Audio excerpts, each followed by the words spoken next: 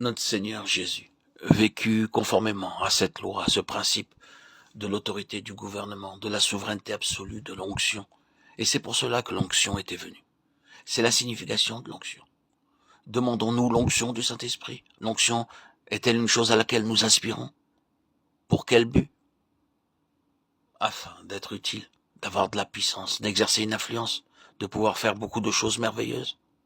Bien-aimés, la première chose, la chose prééminente dans l'onction, c'est que nous ne pouvons faire que ce que l'onction nous enseigne et nous pousse à faire. L'onction enlève tout de nos propres mains. L'onction prend la responsabilité de notre réputation. L'onction prend la responsabilité du dessein même de Dieu. L'onction prend le contrôle entier de toutes choses et désormais tout est entre les mains du Saint-Esprit.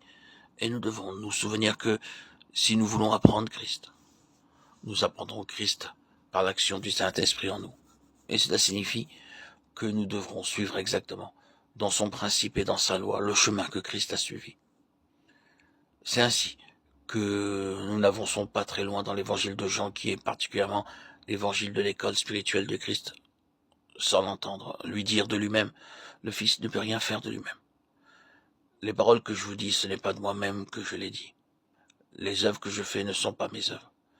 C'est le Père demeurant en moi qui accomplit ses propres œuvres. Jean 5, 19, 14, 10.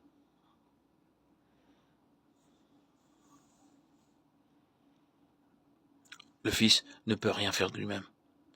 Là, nous voyons le côté négatif de l'onction, tandis que le côté positif peut se résumer en un seul mot, le Père seul. Peut-être est-ce là une idée légèrement différente de celle que nous avions eue de l'onction. Or, être loin du Saint-Esprit, quels miracles devront suivre? Combien cette vie sera merveilleuse? Le premier effet, l'effet durable de l'onction, c'est qu'elle nous emprisonne dans la souveraineté de l'Esprit de Dieu, de sorte que rien ne sera fait si lui ne le fait pas. Rien.